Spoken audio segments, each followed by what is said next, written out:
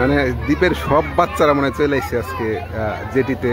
আজকে ওরা 10 মাস পরে এরকম বড় বড় ক্রুজ শিপ দেখতেছে। ওদের মধ্যে অন্যরকম একটা আনন্দ, মানে ঈদের দিন যেরকম খুশি হয় এরকম লাগতেছে। আচ্ছা, এই শিপগুলা ঘাটে ভিড়বে। কর্ণফুলী যদিও পিছনে ছিল, এখন সামনের দিকে চলে আসছে। বারোয়ালে একটা কর্ণফুলীর পিঠাপিঠি বসাবে, এরকম একটা অবস্থা। হয়তো আর আধা ঘন্টা সময় লাগবে। এখন সময় দুপুর 1:19 আছি সেন্ট মার্টিন জেটি ঘাট থেকে।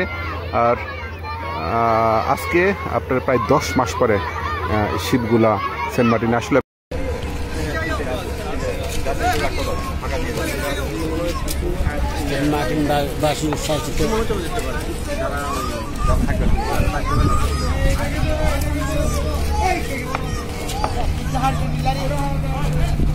যাবে